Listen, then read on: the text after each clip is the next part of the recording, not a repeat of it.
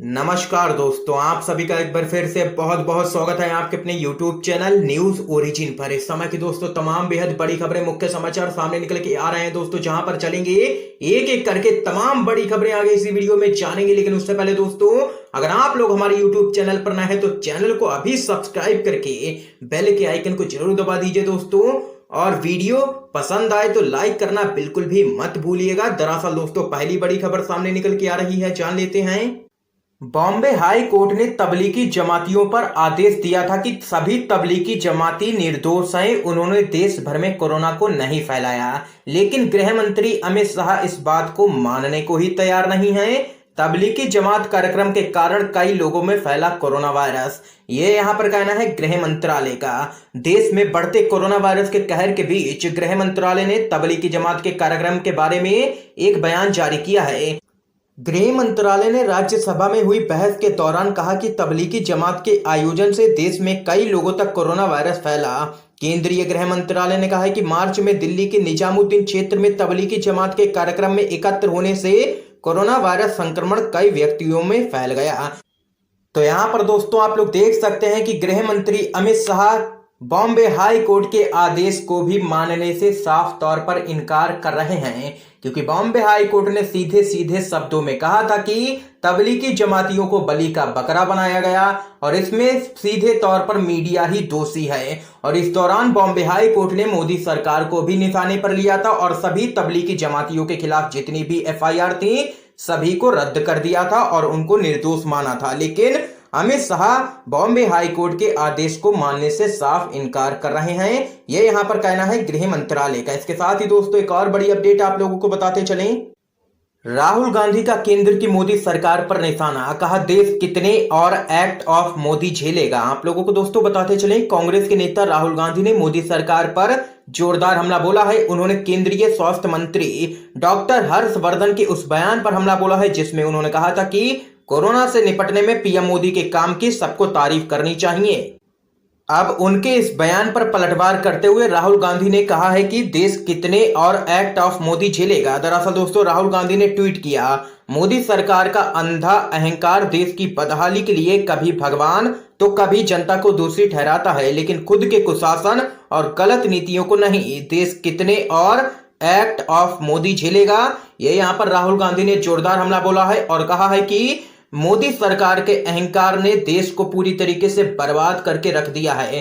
क्या दोस्तों आप लोग राहुल गांधी की इन तमाम बातों का समर्थन करते हैं या फिर नहीं? अपनी राय जरूर बता सकते हैं कमेंट बॉक्स में। इसके साथ ही एक और बड़ी अपडेट दोस्तों जान लेते हैं। डॉक्टर कफिल खान ने UNHRC को लिखा है पत्र, भारत सरकार की है शिकायत। क्या कुछ है पूरा मामला दोस्तों आप लोगों को बताते चलें। गोरखपुर के निलंबित बाल रोग विशेषज्ञ डॉक्टर कफिल खान और यूपी के मुख्यमंत्री योगी आदित्यनाथ का विवाद अब UNHRC में पहुंच चुका है। कफिल खान ने भारत देश को मानव अधिकारों का उल्लंघन करने वाला देश बताते हुए संयुक्त राष्ट्र मानवाधिकार आयोग यानी कि UNHRC को एक लेटर लिखा है।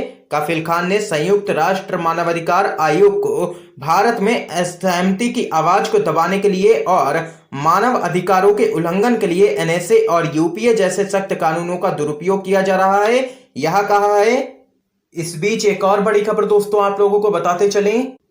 किसानों की आपदा को मुट्ठी भर पूंजीपतियों के अवसर में बदलने की साजिश अन्नदाता किसान कभी भी नहीं भूलेगा, ये यहाँ पर कहना है कांग्रेस का।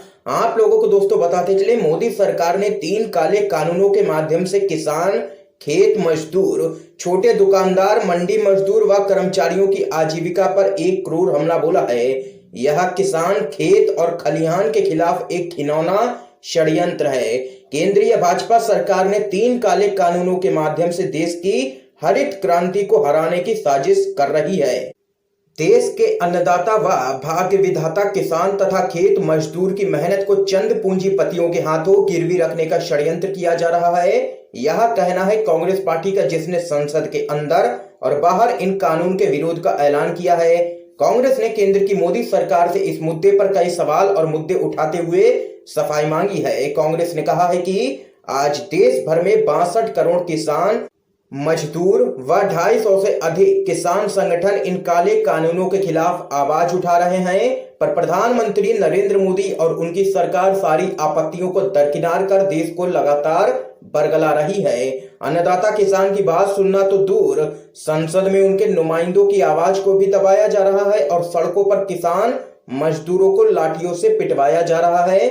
ये यहाँ पर देख सकते हैं, कांग्रेस पार्टी ने जोरदार हमला बोला है केंद्र की मोदी सरकार पर। इस बीच एक और बड़ी अपडेट दोस्तों सामने निकल के आ रही है। कृषि बिलों के खिलाफ गुस्से में किसान, 25 सितंबर से होगा देशव्यापी प्रदर्शन, उतरेंगे सड़कों पर मोदी सरकार की बड़ी मुश्किलें। आप लोगों को दोस्तों बताते चलें, संसद के दोनों ही सदनों से पारित हो चुके मोदी सरकार के तीनों ही कृषि विधेयकों के खिलाफ किसानों का गुस्सा दिन पर दिन लगातार बढ़ता ही जा रहा है। भारतीय किसान यूनियन ने ऐलान किया है कि सरकार अगर हठ धर्मिता पर लगातार कायम रही तो 25 सितंबर को पूरे देश का किसान इन कृषि बिलों के विरोध में सड़कों पर उतरेगा और जबरदस्त तरीके से मोदी सरकार के खिलाफ प्रदर्शन करेगा। और जब तक सरकार अपने फैसले पर गौर नहीं करती तब तक पूरे देश का किसान सड़कों पर ही रहेगा। आप लोगों को दोस्तों आगे बताते चलें, राज्यसभा से कृषि बिल पारित किए जाने के खिलाफ भारतीय किसान यूनियन यानी कि बीकेयू ने उत्तर प्रदेश के सभी जिला मुख्यालयों पर जबरदस्त तरीके से प्रदर्शन किया। बीकेयू के राष्ट्रीय प्रवक्ता राकेश टिकैत ने कहा है कि संसद के इतिहास में रविवार का दिन एक काले अध्याय के तौर पर दर्ज होगा। यह पहली दुर्भाग्यपूर्ण घटना है जब अन्नदाता से जुड़े 3 कृषि विधेयकों को पारित करते समय ना तो कोई चर्चा की गई और ना ही इस पर किसी सांसद को सवाल करने का अधिकार दिया गया। यह भारतीय लोकतंत्र के लिए भी एक काला दिन है। ये यहाँ पर दोस्तों आप लोग देख सकते हैं कि किसानों ने मोदी सरकार के खिलाफ खोल दिया है मोर्चा। 25 सितंबर से होगा देशव्यापी प्रदर्शन। इसके साथ ही दोस्तों एक और बड़ी खबर जान लेते हैं। कृषि विधेयकों के खिलाफ कांग्रेस करेगी राष्ट्रव्यापी प्रदर्शन, 2 करोड़ किसानों के जुटाएगी हस्ताक्षर। आप लोगों को दोस्तों बताते चलिए, कृषि विधेयकों के मुद्दे पर और भी मुखर होते हुए कांग्रेस ने राष्ट्रव्यापी जन आंदोलन की घोषणा कर दी है, जिसमें विरोध मार्च, धरना प्रदर्शन के साथ ही इन विधेयकों के खिलाफ किसानों और गरीब लोगों के 2 करोड़ हस्ताक्षर जुटाना शामिल है। इसके बाद राष्ट्रपति को एक ज्ञापन भी सौंपा जाएगा।